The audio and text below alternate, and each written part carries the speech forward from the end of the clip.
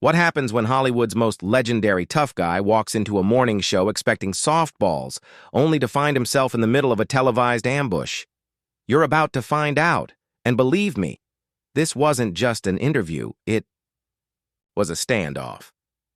Before we get into it, make sure to hit that subscribe button and drop a comment, because this one's a wild ride from the first second to the final stare down. It was supposed to be simple. Clint Eastwood, Hollywood's icon of grit and silence, had agreed to appear on Good Morning America to promote his latest film. At 94, Eastwood was still directing, still acting, still drawing crowds. His rare TV appearances were considered big gets. The network executives were thrilled. George Stephanopoulos had his notes. The segment was supposed to cover the movie, Clint's legacy, maybe a gentle anecdote or two. Easy stuff. Producers had even queued up a nostalgic clip package. Dirty Harry, Gran Torino, $1 Million Baby. Classics. But from the moment Clint stepped onto the set, you could feel it. Something was off. He moved with that same deliberate grace, the kind that once cleared saloons with a single glare. He sat across from George, adjusted his coat, eyes scanning the studio like a gunslinger sizing up a saloon. "Good morning, Clint," George said, with that polished, press-ready grin. "Morning," Clint replied, voice like gravel, calm but alert. The first few minutes, smooth, talk about the movie, the process, the cast. Clint spoke with real heart, sharp, thoughtful, grounded. But then George made a sharp turn. "Clint, you've seen Hollywood evolve. It's more diverse now, more aware. How do you feel about that?" Clint didn't blink, but you could feel the air shift. That wasn't part of the plan. "Well, George," he said slowly, "I think a good story's a good story. Doesn't matter who tells it. You hire the best person for the job."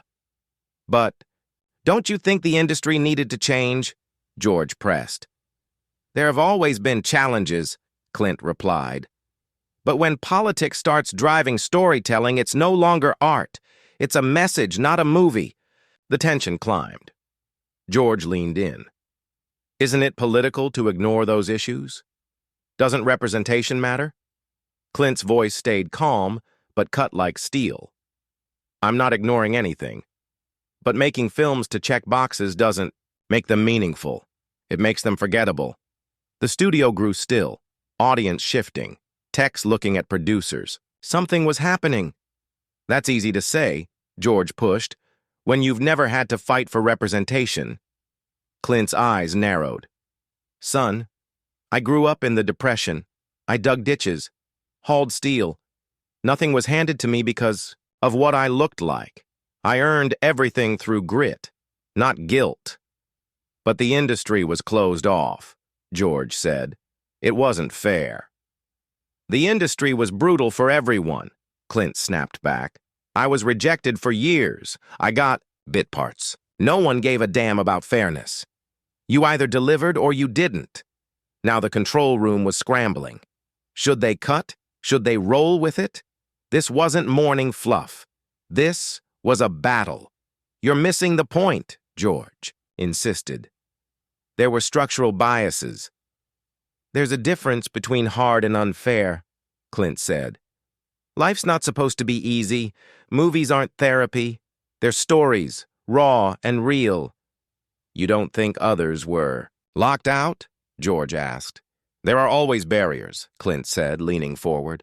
"The question is, do you climb them or sit at the bottom yelling about how high they are?" The interview was completely off the rails now. George kept pushing. "Your generation had privilege, the old boys club, gatekeepers." Clint's eyes flared. "My generation, the one that fought wars, built this country from the ground up, that generation—" "I mean the generation that kept others out of Hollywood," George shot back, mask fully off now. A hush fell over the room. Clint leaned back, studying George with the same cold intensity he once used to disarm outlaws. "George," he said, voice razor-sharp, "you've got me twisted. I hired people who could do the job. Period." "But how many of your films featured diverse casts?" How many women directors? George prodded. Clint gripped the chair arms. You want the record? I made films about war, poverty, crime, pain. About people who fight, not people who wait for permission. I told human stories. That's the record. So diversity wasn't a concern?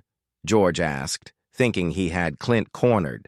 My concern, Clint snapped, was truth, grit, real characters. I made films about soldiers, boxers, cowboys, Americans. The stories mattered more than the skin color. But they were your stories, George said. The lens of white, male America. And that was it. Clint stood. The chair scraped like a pistol cocking. You want to talk about stereotypes? He thundered. How about this one? Everybody who doesn't parrot your views must be a bigot or worse. George shrank slightly under the weight of that presence, but didn't back off. I'm just asking questions. No, Clint said. You're laying traps. You brought me here to sell a film, but you wanted blood. George tried to pivot. I think you're being overly sensitive. Clint laughed, a cold, hard sound. Son, I've been criticized by legends. I've been torn apart by real critics. But I've never been ambushed by a host trying to twist my legacy into a clickbait scandal. That's not what George started. That's exactly what you're doing, Clint cut in. You want a political debate? Fine, but don't pretend this is journalism. You've got a bone to pick and you thought I was the one to grind it on. George's face turned crimson, his ego bruised. Maybe you can't handle being challenged. Maybe your views are outdated. Clint stared at him, long and hard, then said, voice low and lethal, outdated views? You want to know what I believe? He leaned in, calm but burning. I believe in respect, in hard work, in telling stories that mean something, not ones designed to win applause from Twitter. If those values are outdated, George, he paused.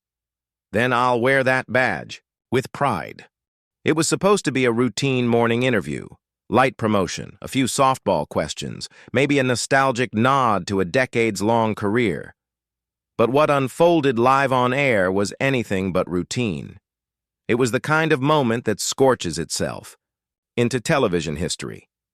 Clint Eastwood, the grizzled legend himself, sat across from George Stephanopoulos under the glaring lights of Good Morning America. The atmosphere was cordial, until it wasn't.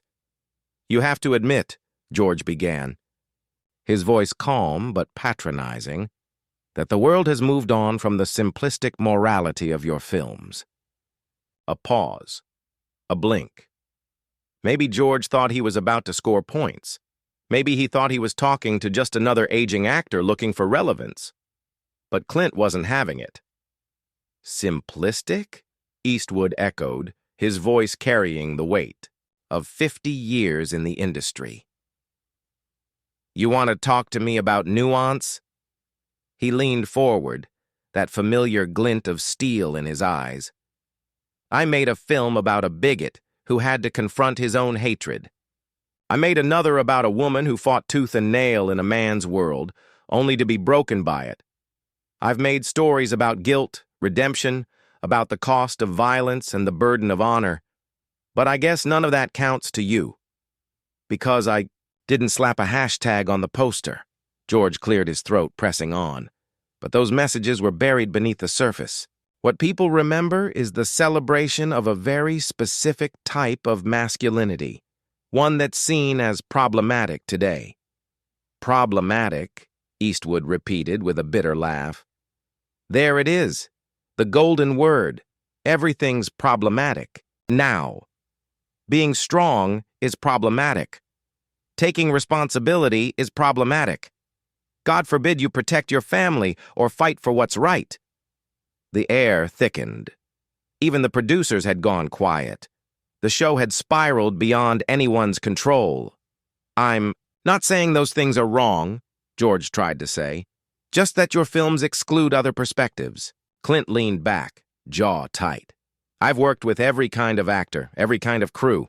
Black, white, Latino, gay, straight, you name it. But I didn't make a press tour out of it, so I guess it doesn't count. I didn't pander hard enough. George pushed again. But your influence helped shape a version of Hollywood that wasn't always inclusive. You can't ignore that. That did it. Clint's calm cracked. Just enough. My influence? He barked, his voice booming. I helped build this damn industry. I proved that you could make films with meaning and make a profit. I told stories that made people feel, not lecture them, not shame them, not bore them with self-congratulatory art house drivel, and I did it without selling out. George tried to cut in, but Eastwood barreled forward, voice now thunderous. I created jobs. I launched careers. I put food on the table for thousands of families, writers, editors, set designers, electricians, grips. People who believed in the story, in the work. You ever done that, George? You ever risked your own money to make something people actually want to watch? The host fidgeted in his chair, his poise unraveling. That mindset, he muttered, is exactly why Hollywood was stuck for so long. Profit over principle. Clint looked at him like he'd lost his mind. Without profit, there's no principle. You think stories tell themselves? You think sets build themselves? You think cameras roll out of pure moral goodness? This is a business. Always has been. And if nobody's watching your principled masterpiece, then all you've done is waste everyone's time. But surely, George tried again, art should be about more than just ticket sales. Art? Clint scoffed, his tone dripping with contempt. You're going to explain art to me? I've made films that stayed with people long after. The credits rolled. I didn't need standing ovations at indie festivals to prove I mattered. He was on his feet now, towering, iconic. The man wasn't just defending his career, he was defending an era. George tried one last pivot. I just wanted an honest conversation about your legacy and its cultural impact. Clint gave a hard laugh. Honest? You ambushed me with politics dressed up as questions. You didn't want honesty. You wanted a soundbite. And when I didn't play along, you went for blood. George's protest died in his throat. He looked up, visibly shaken, while the cameras rolled on mercilessly. I came here to talk about stories, Clint continued, about filmmaking. Instead, I got a lecture from someone who's never picked up a camera, never dealt with a studio, exec, never sat in an editing room trying to squeeze truth from a reel of film. He reached down, unhooking his mic with slow, steady hands. Wait, George stammered. We're not done. Clint stared him down. No, we're done. I'm not going to sit here and let you disrespect my life's work because it doesn't fit your narrative. He placed the mic on the chair beside him. The metallic thunk echoed like a gunshot. He turned to the camera. Folks, I'm sorry you had to watch that. I thought I was here to talk about stories that matter.